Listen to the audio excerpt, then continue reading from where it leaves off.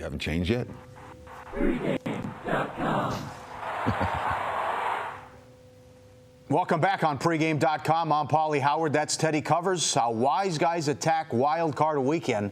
It's finally here. Teddy's got some great numbers to run down. We'll get to that coming up. I gave you a shit. You didn't go in the back and change? That's all I got. It's the only outfit I got for today. What do you want me to do? I want me to go home? You know, I didn't bring like a diaper bag with extra stuff in it, you know, extra outfits. It's not that kind of studio, man. Why are you looking at me like that? Disappointed in you. That's my outfit today. Okay, it's a holiday week. I'm allowed to wear a flannel shirt. You know, I'm a Midwest guy. All right, let's get into it. You have some numbers here that goes back years and years with just Wild Card weekend, though. Just Wild Card weekend. Awesome numbers. You take it from here. You go. Sure. I mean, the concept is very simple. And I'm not a big fan of Jeff Sagarin's math. I'm not. But for whatever reason, this particular trend, I'm going to call it a trend, an angle. It's an angle. This particular angle has played out to the tune of 36-12 straight up.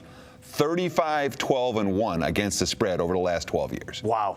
And it's just a blind angle. You don't have to do any other handicapping. It says, look at Sagarin's strength of schedule and take the team in Wild Card weekend that faced the tougher schedule. That's it.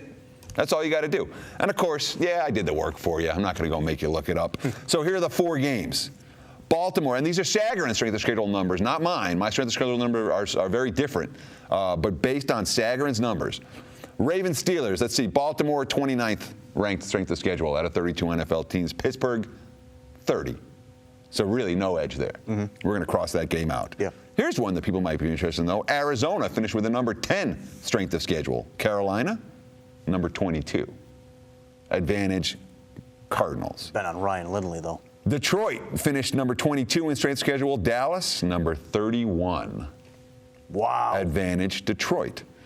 Cincinnati, number 18 strength of schedule. Indianapolis, number 24. And then there's a tightener to the big numbers. The big numbers say 35-12-1 against the spread. The little tightener, there are 3 dogs here with a strength of schedule edge. That's Arizona, Detroit, Cincinnati. 3 dogs. Those dogs with a strength of schedule edge in the first round, this wild card weekend, how about this? 14-8 straight up. 17-5 against the spread. That's worth noting, and it's worth thinking about before you lay points with the Panthers, the Cowboys, or the Colts this weekend. And wait on the Panthers. That thing keeps shooting up. Of course. Once the public gets involved, they're not back in Arizona. What have we seen? We've seen the Wiseguys fade 2 of these teams all year. They've been fading Indy. They've been fading Arizona. That will not stop this week. There will be money coming in against the Colts. It already has. There will be money coming in against Arizona. It already has.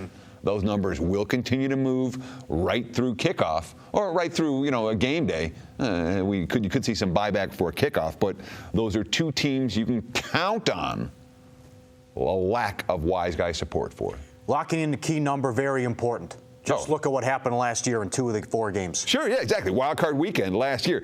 Well, there was one game you should have won whatever side you bet you're supposed to win in that KC Indy game. That was that 45-44 final. Yeah. That game was a game where the Colts opened -2. They closed +2. They won the game by 1. If you bet Kansas City early, you cashed. If you bet Indy late, you cashed. There are those type of situations, even around non-key numbers. You think 2, 1. At this time of year, the concept, that old phrase, the lines are tight at this time of year. They are. There are no mistakes. There's enough data out there. The betting markets are aware of what teams the pros have been betting and not betting. You don't see a lot of point spread mistakes. You can see areas where you can find an edge, but you're not going to see an egregiously wrong line or anything even close. These lines are tight, as we saw. Look at the month of November, where Nevada again set a record, an all-time record, 400 million bet on football in the state of Nevada legally in the month of November. You know that these numbers have to be tight. They're taking huge numbers of wagers. But when you talk about the other game, of course, the last year with San Fran Green Bay, where that line was 3-3-3, and then someplace had 3.5, and of course the Niners win by 3. Yep. Gets graded as a push. unless you bet a -3.5. It's a similar story with Green Bay. So with all of these games, Pittsburgh, Baltimore is sitting right around 3. It has been all week. The money's come on Carolina already. If you like Carolina, you better bet it now before it gets to 7. Yep. Dallas opened 6.5 everywhere. Got bet right up to 7. Now it's sitting in that 6.5, 7 range. Several key books are saying it could go back down to 6.5. Big difference laying 6.5 with Dallas versus laying 7 in a game they could easily win by a touchdown. And of course, with Cincy in Indy, that the 4s on Cincinnati or on Indy, they're gone now. You got to lock in early if you're looking to take some of these sides that are likely to be popular with the betting markets. And you got to wait till the last minute if you want to lock in on the other side of most of these games. How important is coaching now? Does that factor into what you're going to do this weekend? This weekend, not so much. Marvin Lewis 0-5. Andy Dalton never won a playoff game. Right. Throw that in there too. I mean, that's a deadly combo. But you fade Marvin Lewis. Does it go? But a streak like that goes on until it doesn't go on anymore. Peyton Manning couldn't win a big game. Peyton Manning will never win a Super Bowl. Tony Dungy can't win a big game until the year they were good enough to actually win a big game and win a Super Bowl. Every coach that doesn't win the first time is going to get ripped. Again, Bill Belichick was an idiot. He got run out of Cleveland. This guy can't coach. That's right. So to say, it's all the coaches and the better coaches have this huge edge over the weaker coaches, maybe when it comes to future wagers, you say, yeah, I'd rather have my money on Pete Carroll.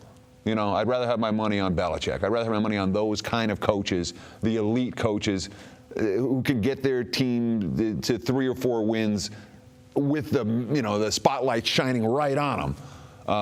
Is that a spotlight? That's a telescope. Yeah, right. I'm not sure what the hell it was. But when it comes to a single game, if you just bet the better coach in every game, you're going to end up 50-50. Mm-hmm. Maybe 52-48. Even the best coaches don't cover every point spread. Not even on Wildcard weekend. Not even in playoff games. Nice work. And I'll tell you, next week's going to be fun, too. No, of course it is. Yeah, that's how Wiseguys attack Wildcard weekend. I'll give you a heads up. We're talking about it next week. 10 years in a row, a team has lost off the bye. 14-2 New England. 14-2 San Diego. 13-3 San Diego. 15-1 Green Bay. Throw it all out. The team's gone down off a bye 10 years in a row. We'll see you next time on pregame.com.